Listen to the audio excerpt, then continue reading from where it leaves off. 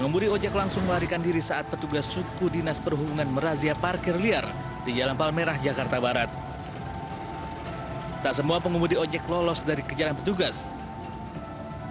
Sejumlah pengemudi yang tertangkap hanya bisa pasrah saat petugas mengangkut sepeda motor mereka.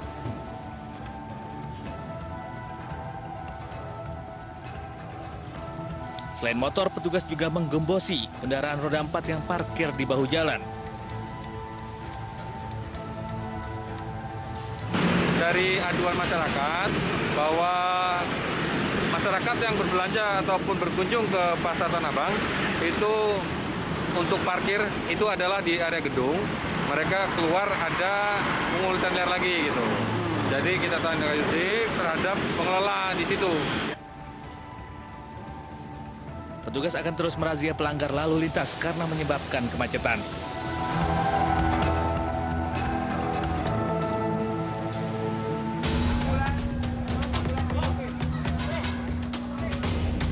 Tugas laboratorium forensik Polri membuka penutup gorong-gorong tempat tewasnya 5 orang pekerja. Tugas berupaya mengumpulkan sampel dari gas maupun cairan yang diduga menyebabkan para pekerja tewas di lokasi. Dugaan sementara, gas maupun cairan yang ada di lokasi memang membahayakan. Namun, pihaknya akan membawa cairan ke laboratorium untuk pemeriksaan lebih lanjut.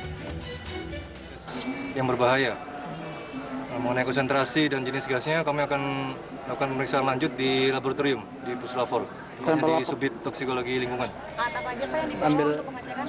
Alat Draeger untuk deteksi gas, dan yang sudah kami ambil adalah sampel air dan sampel gasnya. Sebelumnya 5 pekerja tewas diduga menghirup gas beracun di Taman Royal 1 Kota Tangerang kemarin.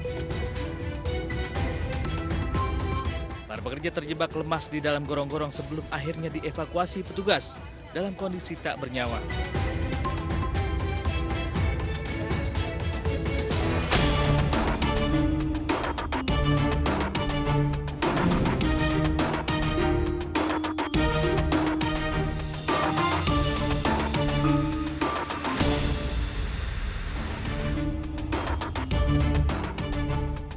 Dukun palsu kembali berulah dengan janji-janji mengusir roh jahat. Pelaku merenggut kesucian korban. Yang mengenaskan lagi pemirsa, korban ternyata keponakan pelaku sendiri. Lalu bagaimana kasus kekerasan seksual terhadap anak di bawah umur ini terjadi? Pemirsa, selain kasus ruda paksa terhadap anak di bawah umur selama 1 jam ke depan, Realita juga akan menghadirkan berita kriminal pilihan lainnya. Bersama saya, Bernadetta Ginting.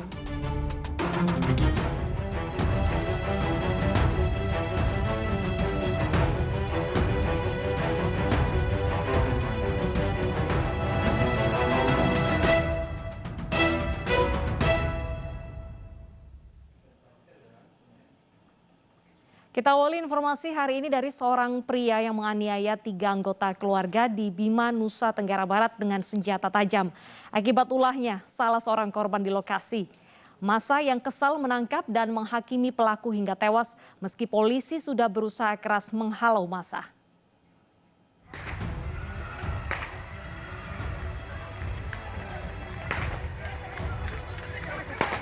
Polisi melepaskan tembakan peringatan untuk menghalau massa yang berupaya menyerang terduga pelaku penganiayaan sesaat ditangkap polisi. Pelaku bernama Sukardin ditangkap karena menganiaya 3 anggota keluarga dengan senjata tajam di Desa Sondosia, Kecamatan Bolo, Bima, Nusa Tenggara Barat.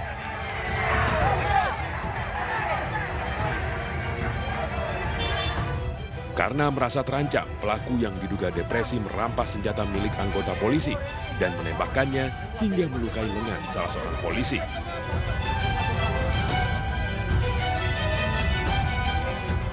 Setelah pelaku berhasil dilumpuhkan, polisi membawa ke sebuah halaman rumah sakit.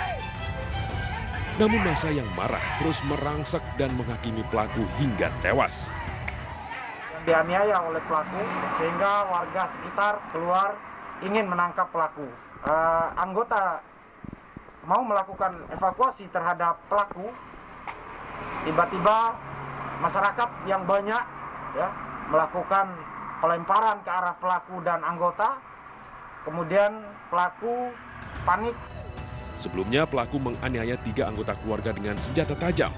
1 diantaranya bernama Anti meninggal dunia di lokasi. sementara 2 lainnya dirawat di rumah sakit.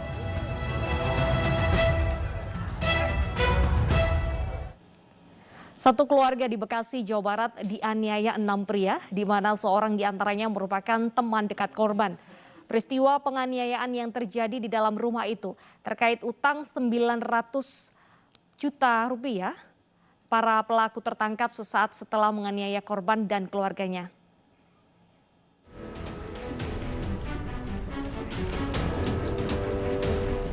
AJ, OS, SM, MA, BP, dan ES, 6 pelaku penganiayaan terhadap satu keluarga di Perumahan Harapan Indah, Medan Satria, Kota Bekasi, Jawa Barat, diamankan petugas Reskrim Polsek Medan Satria.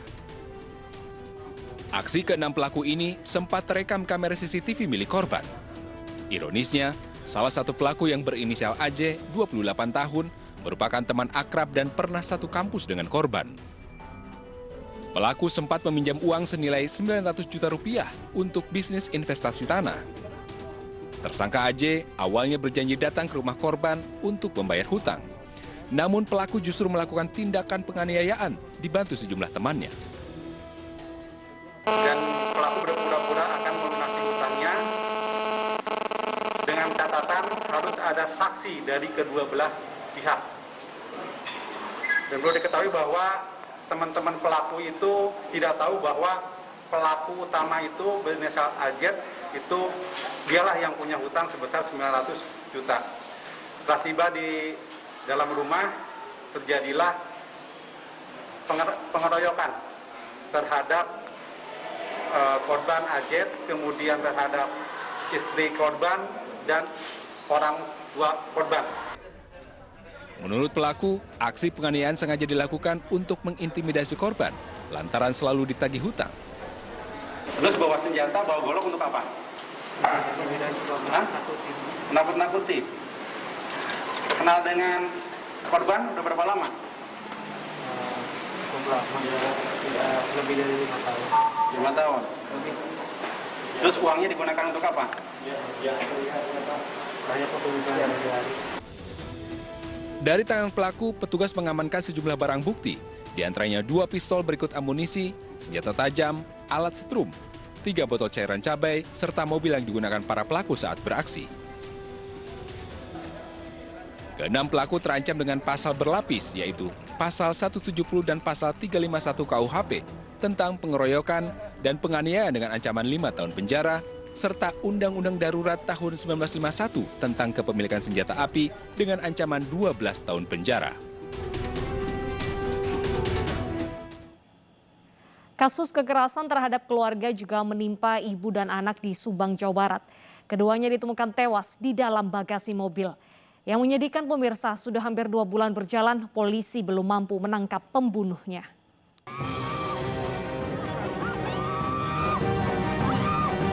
Seorang ibu histeris saat mengetahui keluarganya ditemukan sudah tak bernyawa dalam bagasi mobil di rumahnya di Kampung Ciseti, Subang, Jawa Barat.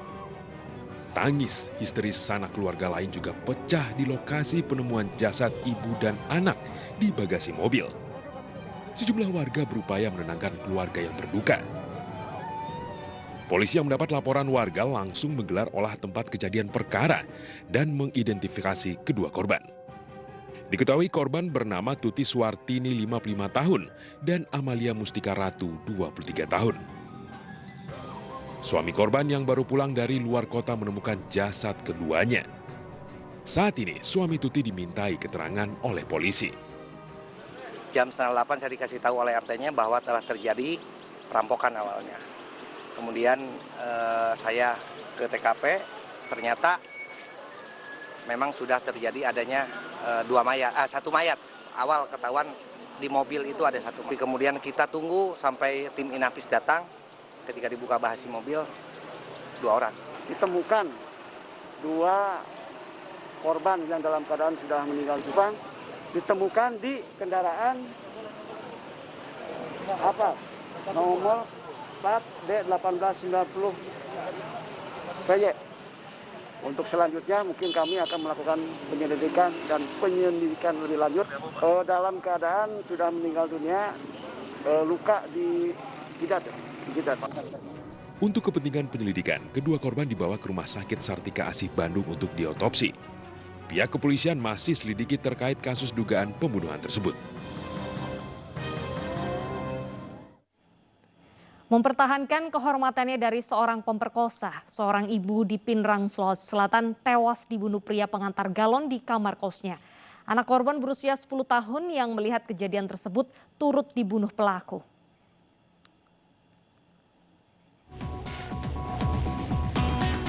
Warga Jalan Kijang, Pinrang, Sulawesi Selatan geger dengan penemuan jasad Sri Irmawati dengan anaknya di dalam kamar sebuah rumah kos. Awalnya korban ditemukan suaminya yang baru pulang bekerja. Aparat Polsek Watang Sawito dan Polres Pinrang yang datang ke lokasi kemudian mengevakuasi kedua jasad bersimbah darah tersebut. Kematian ibu dan anak penghuni kos di Pondok Kaila ini mengejutkan warga dan penghuni kos lain. Keduanya dipastikan korban pembunuhan. Pada jasad Sri Irmawati ditemukan luka tusuk senjata tajam di pinggang dan punggung, serta bekas cakaran di leher. Sementara pada jasad anak Sri terdapat luka tusuk di leher. Tidak berselang lama setelah kejadian, polisi kemudian menangkap AS, pelaku pembunuhan sadis tersebut. Pelaku yang merupakan pengantar galon diciduk di tempat kerjanya. Selain pelaku, polisi menyita barang bukti pakaian korban, senjata tajam yang digunakan pelaku membunuh korban, serta sepeda motor yang biasa digunakan pelaku mengantar galon. Kepada polisi, pelaku mengaku awalnya berniat untuk memperkosa korban. Saat mengantar galon ke kamar kos, pelaku tergoda melihat korban yang keluar dari kamar mandi dengan berpakaian minim. Korban yang didorong ke tempat tidur namun melawan, membuat pelaku kalap. Pelaku langsung mengambil senjata tajam yang ada di meja, lalu menganiaya korban hingga tewas. Anak korban yang melihat kejadian ini juga menjadi sasaran pelaku dan turut dianiaya dengan senjata tajam hingga tewas di samping ibunya. Dengan hasil olah TKP yang kita lakukan, dengan pengumpulan saksi dan barang bukti menunjuk ke salah satu, yaitu langganan atau pengantar galonnya yang setiap dia minta air yang mengantarkan. Sementara motifnya melakukan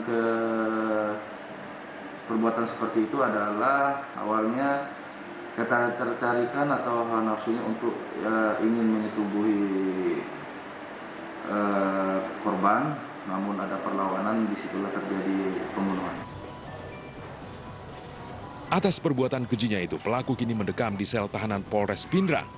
Polisi masih mendalami keterangan pelaku untuk menentukan jerat hukum pada pengantar galon sadis ini.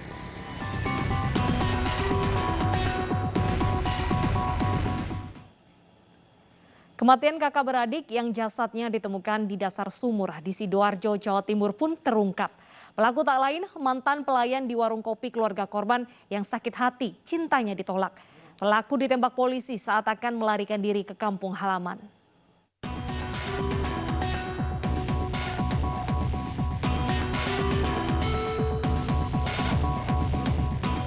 Tersangka HE warga Kediri ini ditembak polisi saat ditangkap karena membunuh kakak beradik di Sidoarjo, Jawa Timur. Pemuda berprofesi sopir taksi daring ini ditangkap saat akan melarikan diri ke kampung halamannya. Pelaku membunuh korban karena sakit hati cintanya ditolak korban. Sebelumnya pelaku pernah bekerja sebagai pelayan di warung kopi orang tua korban selama 1 tahun. Polisi menyita pisau, pakaian, dan mobil sebagai barang bukti. Pelaku terancam 15 tahun penjara. Saya mau percaya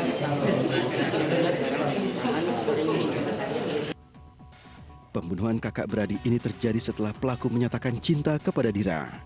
Namun harapan pelaku kandas karena cintanya ditolak hingga keduanya terlibat cekcok.